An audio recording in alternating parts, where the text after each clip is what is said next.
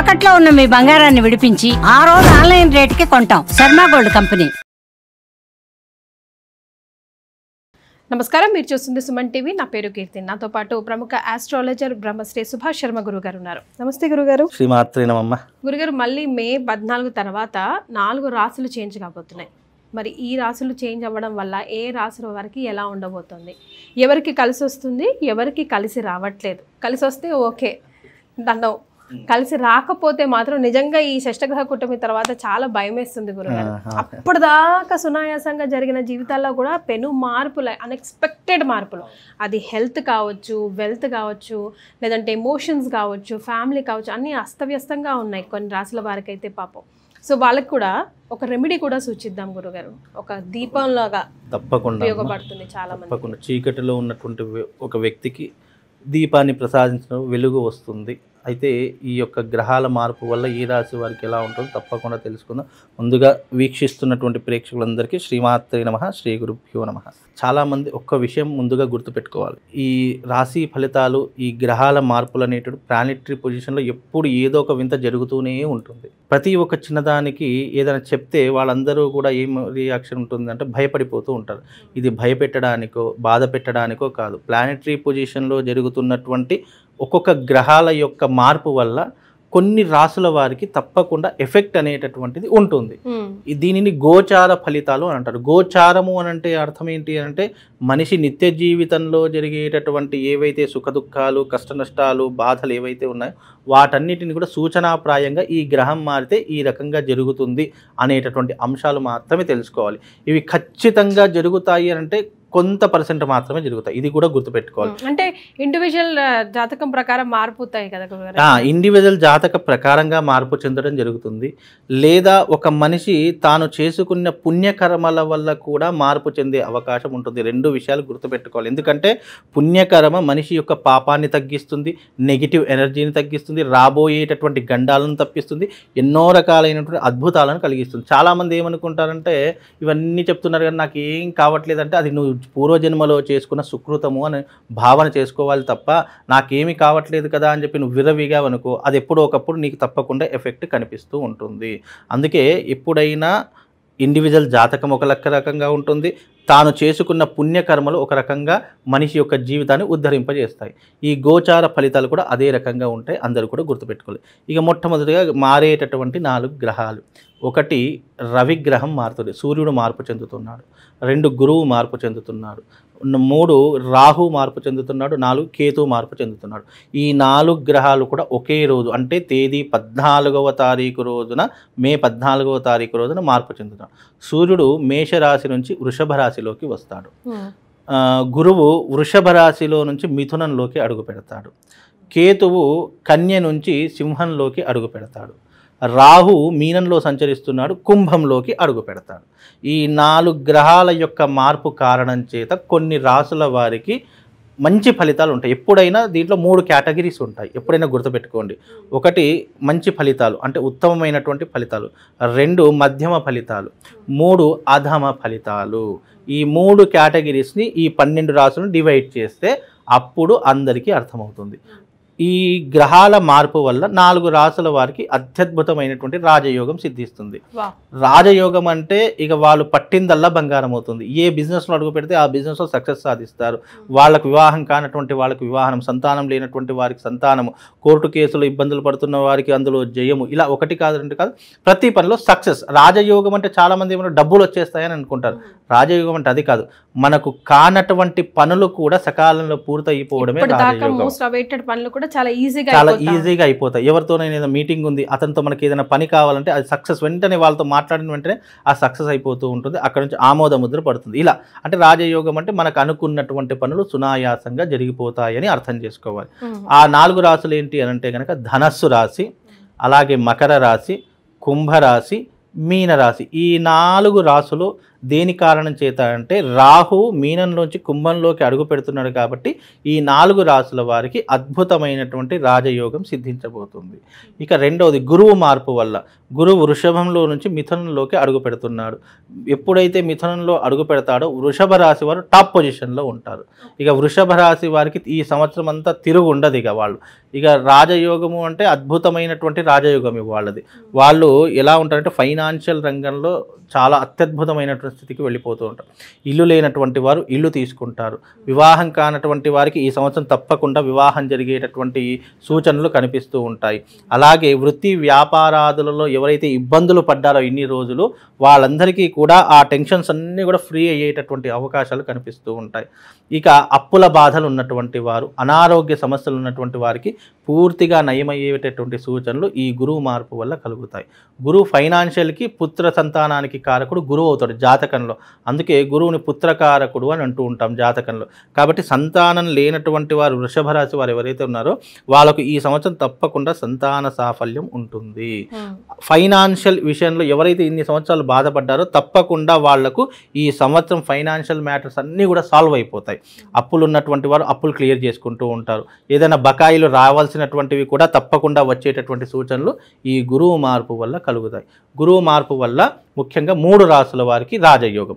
1 వృషభ రాశి, 2 కన్యా రాశి, 3 ధనస్సు రాశి. ఈ 3 రాసుల వారికి దిగ్విజయం ప్రాప్తవుతుంది. ఇక వాళ్ళకు తిరుగుండదు. ఈ సంవత్సరం అంతా కూడా తిరుగుండదు. ఎందుకంటే ప్లానెటరీ పొజిషన్లో ఏ గ్రహమైనా నెగిటివ్ ఉండనివ్వండి, గురువు వాటన్నిటిని కూడా క్లియర్ చేసుకుంటూ వెళ్ళిపోతుంది. అందుకే జాతకంలో ఒక్క గురువు బాగుంటే ఎంత నీచంగా ఉన్నా వాడు ఏది చేసినా అందులో సక్సెస్ అవుతుంది. చాలామంది అనుకుంటాం చెడ్డ వాళ్ళకి అన్ని పనులు అవుతున్నాయండి, మంచి వాళ్ళకి ఏ పనులు కావట్లేదు అంటే వాడి జాతకంలో గురువు బలం చాలా స్ట్రాంగ్గా ఉంటే చెడ్డవాడికి కూడా మంచి పనులు అయిపోతూ ఉంటాయి. అలా ఉంటూ ఉంటుంది. కాబట్టి గురుబలం ఈజ్ మోస్ట్. అందుకే ఎవ్రీ సంవత్సరం ఉగాది రోజున మనం ఏం చేసుకుంటే గురు సంచారాన్ని మాత్రమే చూసుకుంటాము. అంటే గురువు ఒక్కటి బాగుంటే మనిషి జీవితంలో కాదు లేదు అన్నటువంటి పనే ఉండదు. ఇక కానీ అందులో శని కూడా 2 సంవత్సరాలకు ఒకసారి మారుతాడు కాబట్టి శని బాగా లేకపోతే కొన్ని అడ్డంకులు ఉంటాయి. కానీ గురువు వాటన్నిటిని కూడా క్లియర్ చేసుకుంటూ వెళ్ళిపోతారు. అందుకే గురువు యొక్క మార్పు వల్ల ఈ 3 రాసుల వారికి చాలా అద్భుతంగా ఉంటుంటుంది. గురుగారు, కానీ నేను ఈ 3 రాశుల్లోనే పడతాను, బట్ నాకేంటి కలిసి రావట్లేదు అని అంటే, ఇంకా ఇంతకుముందు ఒక వీడియోలో మీరు ఆల్రెడీ చెప్పున్నారు కూడా, మన పూర్వజన్మ సుకృతాలు కర్మదోషాలు కూడా ఆపాదించబడతాయి అని. మరి వాళ్ళకి కూడా కొంచెం మంచిగా జరగాలి, తెలిసి తెలియక చేసిన తప్పులు ఆ జన్మలో ఏం చేసామో తెలియదు కదా గురువు. సో బయటపడాలి అని అంటే ఈ 3 రాశుల వారు ముఖ్యంగా ఎలాంటి రెమెడీస్ ఫాలో అవ్వాలంటారు? ముఖ్యంగా ఈ యొక్క రాశి ఫలాలు ఎలా ఉంటాయంటే మనిషిని బయటపడవేయడానికి కర్మ సిద్ధాంతం ఒకటి పనిచేస్తూ ఉంటుంది. అలాగే మన గోచారంలో మనం పుట్టినటువంటి గ్రహస్థితి కూడా మనల్ని బయటపడేస్తూ ఉంటుంది. పుట్టినటువంటి గ్రహ సంచారంలో అది పుట్టినటువంటి గ్రహ సంచారం మనం చచ్చేంత వరకు అదే ఉపయోగపడుతుంది. ఈ గోచార ఫలితం సంవత్సరానికి ఒకసారి, నెలకు ఒకసారి, మాస ఫలితాలు, సంవత్సర ఫలితాలు చేంజ్ అవుతూ ఉంటాయి. కానీ పుట్టిన జాతకం ఎప్పటికీ కూడా చేంజ్ కాదు. కాబట్టి నీ జీవితంలో ఏదైనా ఇబ్బందులు పడుతున్నావు అంటే నీ జన్మతః నువ్వు పుట్టినటువంటి జాతక ప్రకారం ఇబ్బంది పడతావు. లేదా ఒక సంవత్సరం బాగుంటుంది, ఇంకో సంవత్సరం డల్గా ఉంటుంది, లేదా ఒక 2-3 సంవత్సరాలు బాగుంటుంది, ఇంకో 2-3 సంవత్సరాలు చాలా డల్గా అయిపోతుంది. ఈ సంవత్సరం అంతా కష్టపడ్డది నెక్స్ట్ సంవత్సరం అంతా క్లియర్ అయిపోతూ ఉంటుంది. ఇలా అనుకున్నటువంటి వాడు జన్మజాతక ప్రకారం చూసుకోవాలి. జన్మజాతకంలో బాగుంది అంటే గోచార ఫలితాల్లో బాగా లేదని సూచనప్రాయంగా తెలుసుకోవాలి. అయితే ఈ పాజిటివ్గా మారాలి అని అనుకుంటే వాళ్ళు ఆల్రెడీ వాళ్ళకి పాజిటివ్ ఉంటూ ఉంటుంది, వాళ్ళకు ఉంటుంది, కానీ అనుకున్నంత ఫలితం లభించదు. అంటే వాళ్ళ కర్మ సిద్ధాంతంలో ఏదో ఉంది కదా గురుగారు, 100% అది క్లియర్ కావాలంటే ఏం చేయొచ్చు? క్లియర్ కావాలి అని అంటే కనుక ఈ చెప్పినటువంటి 3 రాసులు ఏవైతే ఉన్నాయో వాళ్ళు దైవిక పరమైనటువంటి ఆరాధన చేసుకోవాలి. ఎందుకంటే కర్మ ఫలితాన్ని దూరం చేసుకోవడానికి, పుణ్య ఫలితాన్ని దగ్గర చేసుకోవడానికి దానికి ఏకైక మార్గము దానము ప్లస్ ఆచరణ. ఈ 2 ఉంటేనే మనిషి ఎలాంటిదైనా కూడా అధిగమించేటటువంటి శక్తి సామర్థ్యాలు మనిషిలోకి రాగలుగుతాయి.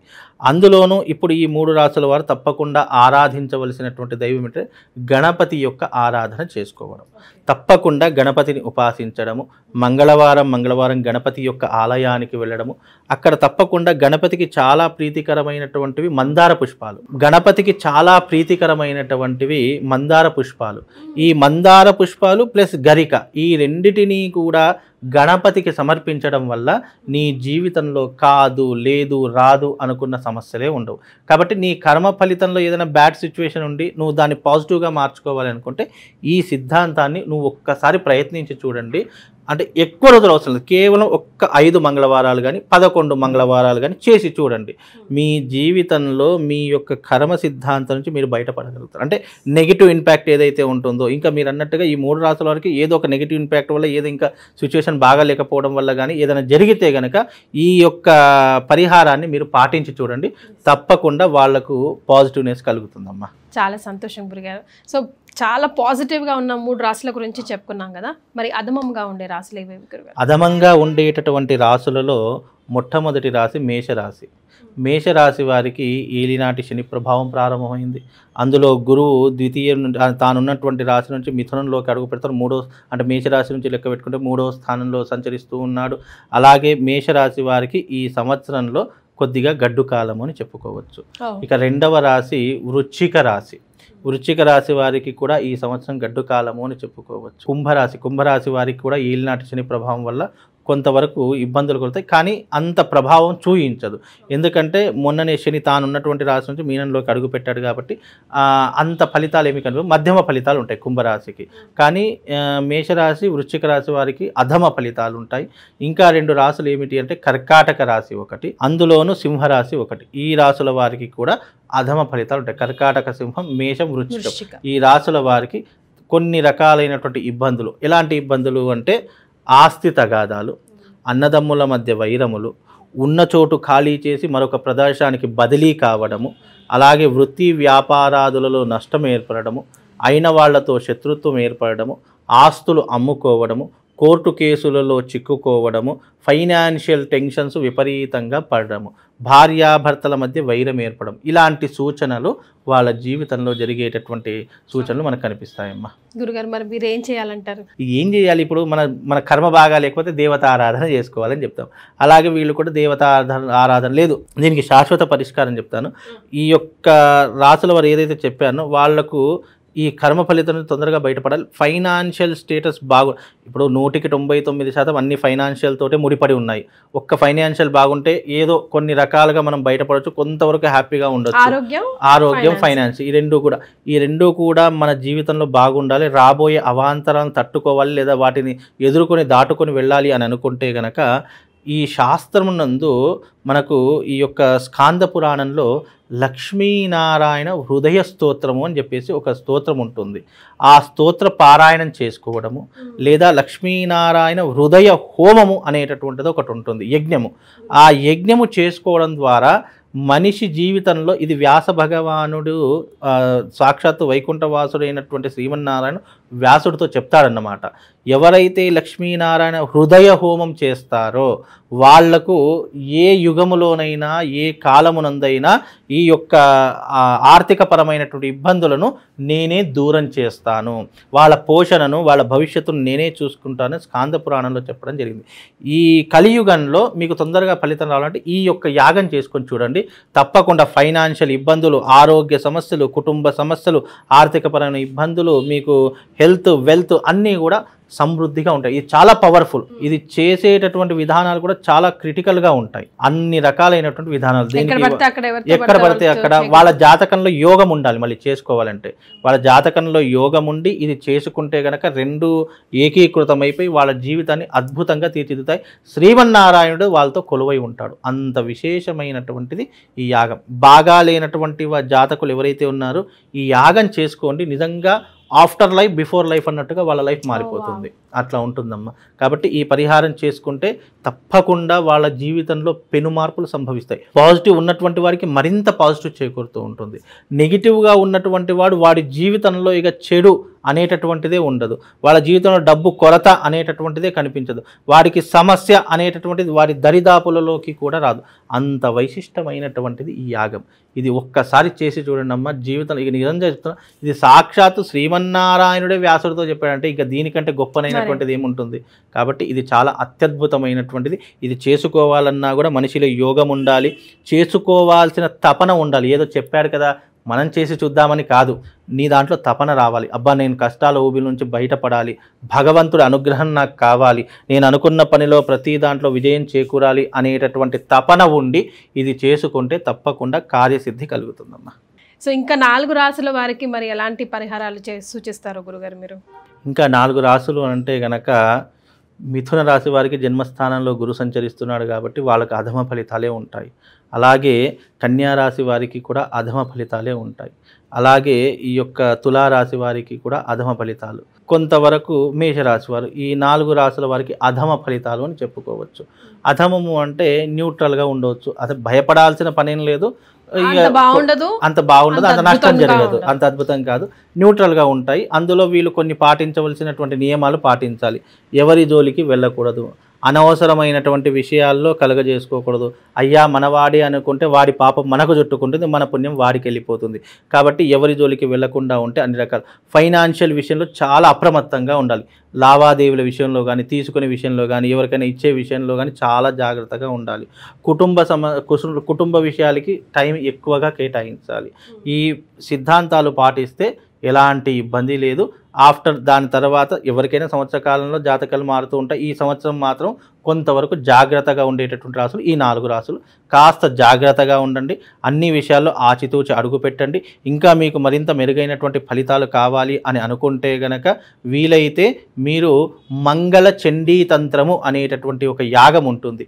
ఆ మంగళ చండీ తంత్ర యాగం చేసుకోవడం వల్ల కొంతవరకు మీ జీవితంలో ఉపశమనం కలుగుతుంది. ఆర్థిక పరంగా కానీ, ఫైనాన్షియల్ పరంగా కానీ, లేదు అని అంటే కనుక శత్రుపీడల నుండి కానీ, ఆరోగ్య విషయంలో కానీ కొంతవరకు ఉపశమనం కలిగే అవకాశాలు ఈ యొక్క విధానం ద్వారా కలుగుతాయమ్మా. చాలా సంతోషం గురుగారు, ధన్యవాదాలు. శ్రీమాత్రే. శ్రీమాత్రే.